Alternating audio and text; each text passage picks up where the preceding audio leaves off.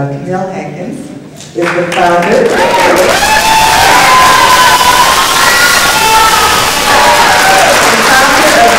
Animal Rights, better known as Lorri, press officer for the North American Animal Liberation Press Office and lifelong supporter of direct action and liberation. Please help me welcome Camille Hankins.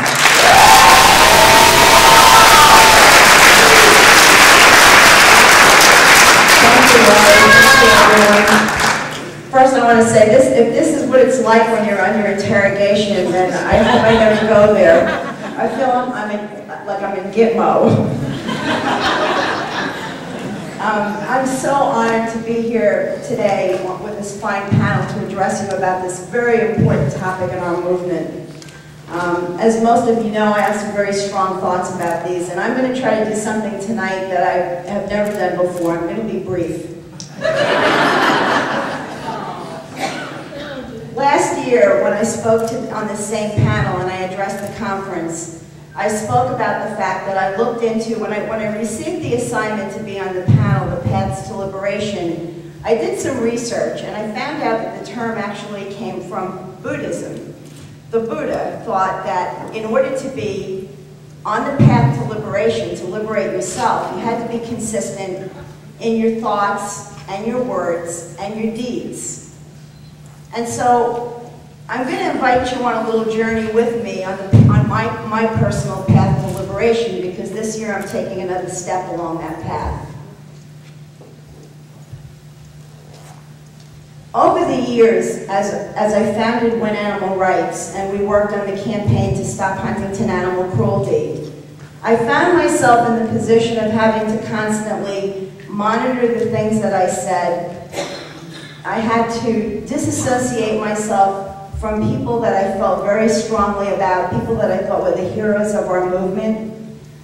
We had to alter the chants that we used at protests. Instead of saying HLS shut them down, we had to say HLS stop the killing. We modified our website. We made all of the changes that law enforcement that we thought would keep us from being prosecuted in a court of law. Still, the lawsuits come in. I'm still receiving actions for events that happened in other countries. I've tried to explain that I wasn't in the country at the time. It doesn't matter. They still want to sue me. So this year we did something that we spoke about last year at the conference.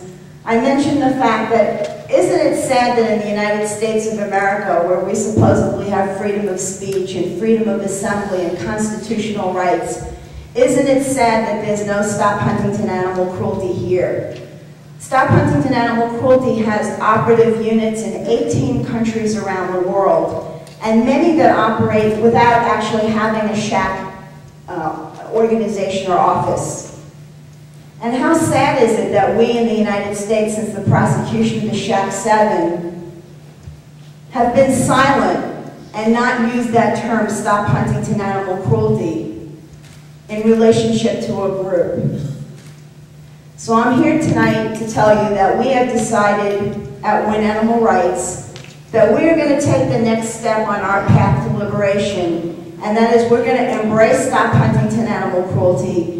And we've now formed a group called Stop Huntingdon Animal Cruelty, or SHAC North America, that will have a website and a newsletter and actions. And I'm here tonight to tell you that we're not going to stop the cruelty at Huntingdon Life Sciences. I'm here to tell you that we're going to shut them down. Yeah!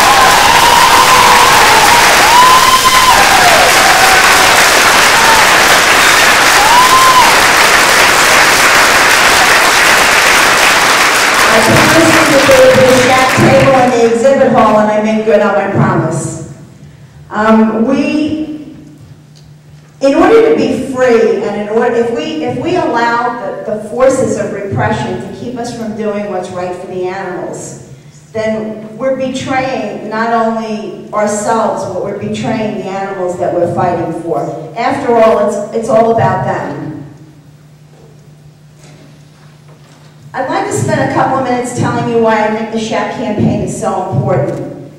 The SHAC campaign for for the first time, brought various elements of our movement and various tactics, from education to political and legislative initiatives, which we have worked on, petitioning, letter writing, home demos, office demos. At Win Animal Rights, we do approximately 250 demonstrations per year. About 90% of those are Huntingdon Life Sciences demonstrations. We try to do our campaigning creatively. We try to think outside of the box. We use different tactics. We will try secondary and tertiary targeting. And I think that the campaign has been very successful. How can we tell that it's been successful? We've eliminated every bank in the world as far as Huntingdon Life Sciences. No bank will give them a bank account. No insurance company, there's more. No insurance company will insure them. The international security firm, the people that gave them security, canceled their contract. Andrew Baker's limousine driver quit his job after coming to one of our bullying demonstrations and learning about what Andrew Baker does to animals on a daily basis, or what his company does.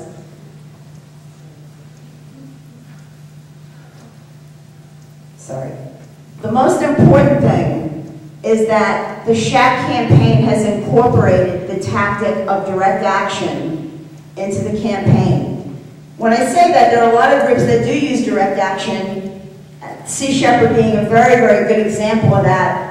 The SHAC campaign was the first campaign that used direct action in conjunction with above-ground legal actions and had those things done by completely different groups.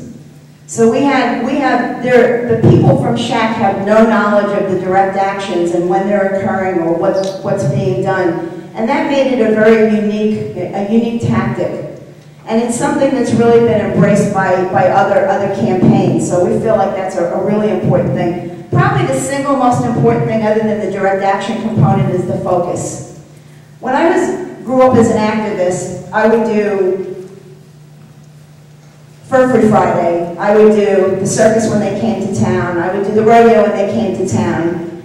And doing Fur Free Friday once a year is just not enough. It really doesn't do anything. I heard too many police officers say, don't worry about it, they'll be gone at the end of the day and they won't come back until next year. Okay, so what the SHAC campaign brought is the focus and the ability to really take on a campaign and get people directly working on that campaign and nothing but that campaign. Even though at Win Animal Rights, I will say we do handle some of the other campaigns. We work on fur, we do honor and celebrate World Farm Animal Day and the Great American Meat Out. We really look at all those things as a way to recruit other people to the SHAC campaign. Gotta be honest. A friend of mine, Kevin Jonas, who's in jail right now, and I just want to take a moment to really honor those people, both here and abroad, that are doing time for the animals. These people have made the ultimate sacrifice.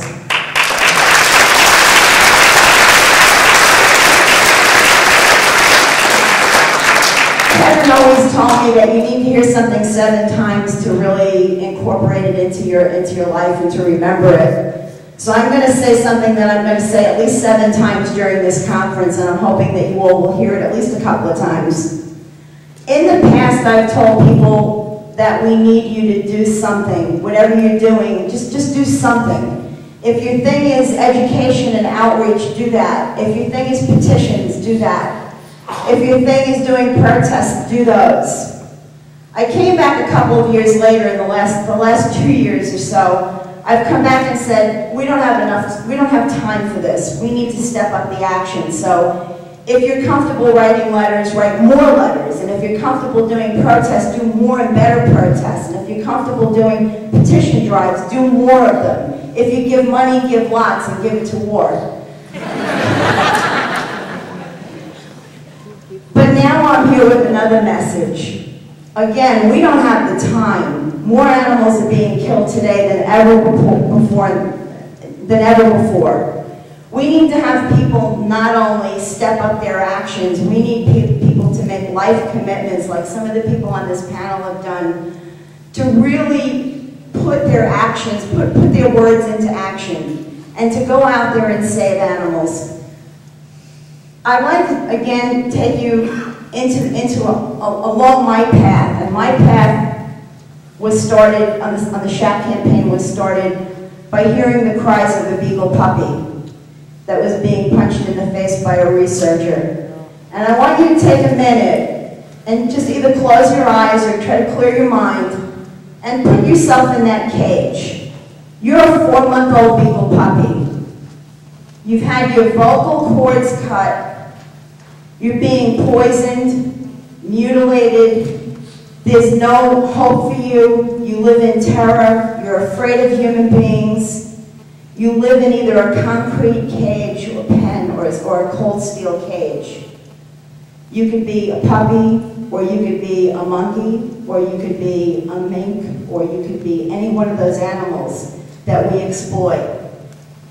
Now pretend that you can speak to that animal. Ask that animal what that animal wants. Does he want a bigger cage, or does he want someone to come and get him out of the frickin' cage?